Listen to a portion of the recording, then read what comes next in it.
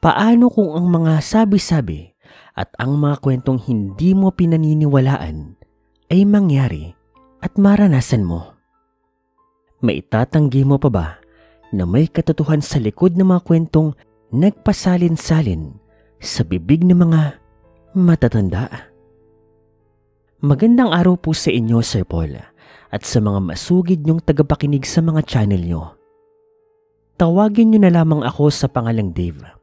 Nais ko po lamang ibahagi sa inyo ang hindi ko malilimutang karanasan noong dekada 90. Binata pa po ako niyan. Late stage na po ng teenagers ko. At nangyari ito sa probinsya ng Masbate. Laking Maynila po ako. At sa panahong ito, kasalukuyan po akong nag-aaral sa kolehiyo. Sa universidad na aking pinapasukan ay doon ko nakilala si Ronald. Halos magkasing edad lamang po kami. At tulad ko rin po, mahilig din po ito sa larong basketball.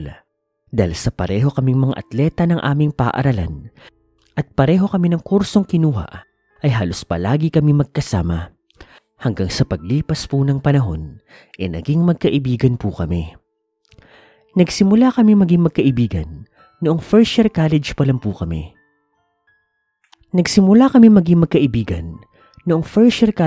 po kami. Kaya naman nung umabot na kami ng third year college, ay masasabi kong sanggang dikit na kami at mag-best friends na po ang turingan. Mabait itong si Ronald, Sir Paul. Ganun din po ang mga magulang nito, kung kaya mas malapit pa po ako sa kanya. Nakikita ko kasi rito na wala itong bisyo. At ang pinakagusto ko sa kanya ay ang pagiging totoo niya sa sarili. Halos magkapatid na rin ang aming turingan at magkasama kami sa lahat ng lakad. Kumbaga, kilala na po namin ang isa't isa at ang mga hilig namin ay sadyang parehas talaga. Alam ni Ronald na tubong Maynila ako at dito ako lumaki, kaya hindi ko pa nararanasan makapunta sa probinsya. Kaya naman, isang beses, inaya niya akong isama sa kanila. Bakasyon daw kami doon sa kanila.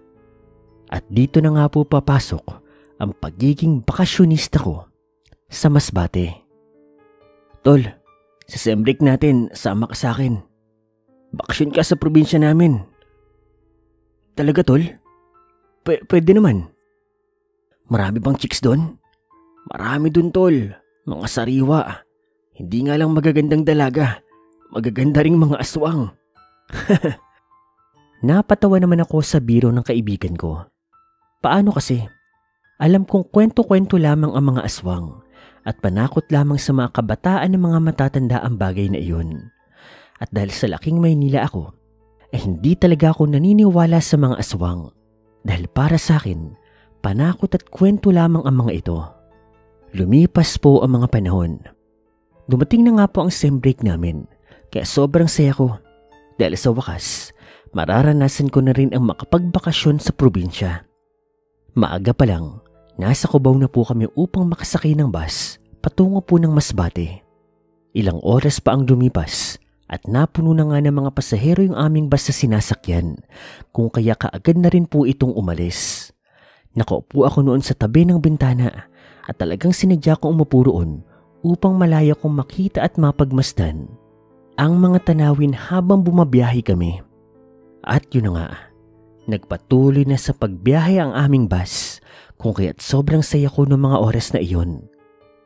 Ang sarap sa pakiramdam. Talagang nakakatanggal ng stress sa pag-aaral. Ang ganda pagmasdan ng mga puno, hayop, maging ang iba't ibang klase ng bahay na aming nadaraanan. Sabayan pa ng matatanong mo ang dagat, maging ang kabundukan. Tol, matulog ka na muna. Matagal pa tayo makakadating. Bukas pa yan. Sige lang, tol. Mauna ka na. Nalilibang ako eh. Alam mo namang bihira lang ko makakita ng nature. Talagang hindi ako nagpapigil sa kaibigan ko. At talagang nag-sightseeing lang talaga ako. Ilang oras pa po ang lumipas.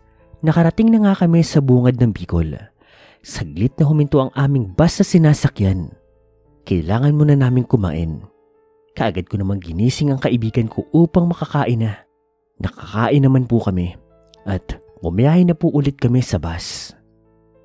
Habang patuloy kami sa pagbabiyahe, ay mas nalibang ako sa ganda ng kapaligiran, lalo na nang madaanan namin ang bulkang Mayon. Tol, gising!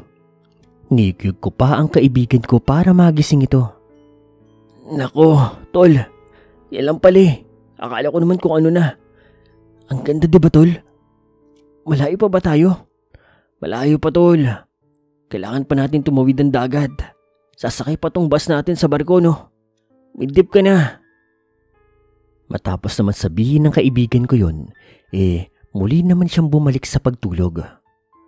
At dahil nga sa unang bakasyon ko ngayon, talagang sabik na sabik ako sa mga nakikita ko. At kahit nakakaramdam ako ng antok, binaliwala ko na lamang yun upang ipagpatuloy na makita ang kagandahan ng kalikasan. Pagdating namin sa dulo ng Luzon, sumakay na nga po ang bus namin sa isang barko. Bumiyahe rin kami ng ilang oras sa dagat. Pagkatapos nun, muli na naman pong bumiyahe ang bus sa kalupaan. Tol, midip ka na muna. Ilang oras pa tayo. Malayo-layo pa oh. Hindi na nga ako kumibo pa. Bagkus, tinuon ko na lang po ang aking sarili sa panonood po sa labas. Ilang oras pa nga ang nakalipas, medyo nakaramdam na ako ng pangangalay. Buhat sa tagal ko ng pagkakaupo at nang tignan ko ang orasan, 9:00 na po ng gabi. Sobrang dilim na rin ang paligid. Ang makikita na lang po sa labas, iilaw na lang po ng mga poste, pati mga kabahayan. Maya-maya pa, bumaba na nga kami ng kaibigan ko. Ang akala ko ay yun na po ang lugar. Subalit, nagkamali ako. Dahil kailangan pa pala naming sumakay ng motor o habal-habal kong tawagin sa kanila. At dahil probinsya nga iyon, ay pwedeng 3 pasero sa isang motor. Nagpatuloy na nga kami sa pagbiyahe. Medyo nahirapan din ako dahil bukod sa hindi sementado ang kalsada, puro putik din po ang dinadaanan namin. Lubak-lubak. Sa kalagitnaan po ng aming biyahe, meron kaming narinig na huni ng isang ibon. Matinis ito kung humuni. Nagulat naman ako dahil parehong napamura ang driver, pati yung kaibigan ko. Tangina naman oh, tayo pa ata ang napagtripan ng aswang na to. Aswang baka mo? Ano ka ba tol? Ang tanda-tanda mo na. Naniniwala ka pa sa mga ganyan? Hindi naman nagsalita ang kaibigan ko. Bagkus, ang driver po ang nagsalita. Huwag ka magbiro ng ganyan ah. Hindi biro ang mga aswang. Hindi sila pinagtatawanan kung ayaw mo magsisi sa uli. Hindi na lang ako kumibo. Medyo seryoso kasi ang dalawa. Pero sa kaloob-looban ko, natatawa ko. Paano ba naman yung dalawang kasama ko naniniwala sa aswang? Ay, mga probinsyano nga naman. Napansin naman ni Ronald ang pagpipigil ng tawa ko, kaya tinapik niya ako. Doon ko na hininto ang ginagawa ko. Lumipas pa ang mga minuto sa aming pagbabiyahe. Ngunit patuloy pa rin po sa pagsunod ang ibon na iyon. Sa umpisa ay parang ang lakas ng huni nito. Ngunit maya-maya, nang unti-unting humihina ang huni nito, nagtaka naman ako nang nataranta po ang dalawa kong kasama. Hindi sila mapakali. Tol, ano bang nangyayari sa inyo? Para kayong mga tanga dyan.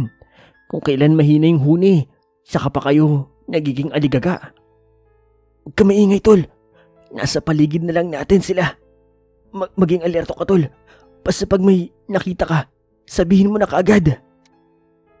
Sa itsura at sa datingan ng kaibigan ko, naramdaman ko na parang seryoso na ito. Hindi na ito nagbibiro kung kaya kahit hindi naman ako naniniwala sa mga aswang-aswang na yan, nakaramdam na rin ako ng takot sa posibleng mangyari. Nagpatuloy pa nga kami sa aming pagbabiyahe at sinabi ng kaibigan ko na malapit na raw kami sa kanila. Subalit sa di kalayuan, doon po sa daan na tatahakin namin, may 2 malalaking aso ang biglang humarang sa amin. Nagulat ako sa aking nasaksihan. Hindi normal ang laki ng mga ito.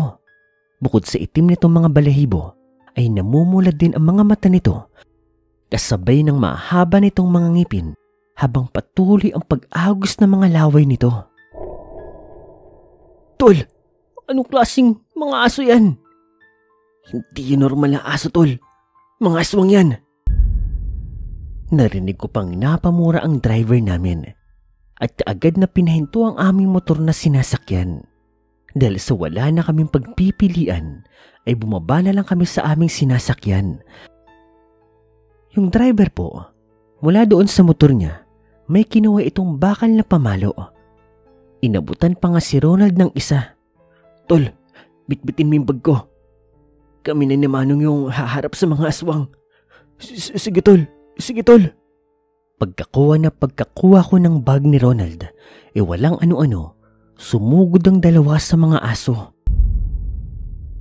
Kitang-kita ko ang mabalasik na tingin ng aswang at doon ko napatunayan ng mga oras na iyon na totoo nga ang mga ito at hindi katang-isip lamang. Nagpatuloy sa pag-atake ang mga ito. Nakita kong duguan na ang driver. Ang talas ng kuko ng aswang. Naatake siya. Hindi ko alam kung bakit ginawa yun, pero humanap ako ng malaking bato at gamit ang buo kong pwersa, binato ko yun sa isang aswang. Natamaan ko nga ito Kaya naman, nakuha kong atensyon nito. Tol, tumakbo ka na! Unahan mo na lang kami sa bahay namin. Diretso lang. Humingi ka ng tulong sa kanila. Bilis! Pero tol, paano kayo? Ngunit hindi ko na hinintay pang makatugon ng kaibigan ko dahil sinugod na nga ako ng aswang. Talagang napatakbo na ako nun. Yung pagiging basketball player ko, ginamit ko talaga. Hindi naman nagtagal. Narating ko na nga po ang sinasabing bahay nila Ronald. Sigaw ako ng sigaw ng tulong. Tulungan niyo kami. Tulong, tulong, aswang, aswang. Hanggang sa naglabasan na nga po ang mga tao. Hindi lang doon sa bahay na iyon, kundi sa mga kalapit din po nitong mga bahay. Nagtaka pa ang mga ito sa akin. Siyempre hindi nila ako kilala. Bago ako sa paningin nila Tinanong nila kung anong problema, kung anong nangyayari. At kahit nanginginig, pinaliwanag ko sa kanila ang nangyayari. At dahil nabanggit ko nga si Ronald, isa sa mga nakausap ko, yung mga magulang niya. Lahat naman sila, kaagad na kumuha ng itak at mga sibat. Nagdala din sila ng mga sulo. At walang ano-ano, tumakbo kami, pabalik doon sa pinanggalingan ko. Sa mga sandaling yun, nalagay na po sa alanganin sila Ronald. Ngunit sa tulong po ng mga kapitbahay niya, partikular yung mga tito, tatay, kapatid ni Ronald, nagapi po nila ang mga aswang. Ngunit sa kasamaang palad po, may dumating pa pong lumilipad na mga aswang. Ito ang tumulong sa mga dalawang aso na yun para makatakas. Sinubukan pa ngang habulin ng mga residente yung aswang. Ngunit mabilis na po itong nakatakas. Naglaho na parang bula. Nagtamo ng mga sugat yung ilan sa mga tao. Lalong-lalo na si Ronald pati yung driver. Pero nagpapasalamat pa rin kami na yun lang ang nangyari sa kanila. Tinulungan naman kami ng mga kapamilya po ni Ronald. At kahit papaano, nagtagal pa kami ng ilang araw doon sa Masbate, doon sa probinsya nila. At dahil sem break lang yun, kinailangan na rin naming umuwi. Pero sa pagkakataon na yun, hinatid na po kami ng mga magulang niya. Sa karanasan po na ito, napatunayan kong ang mga aswang ay totoo.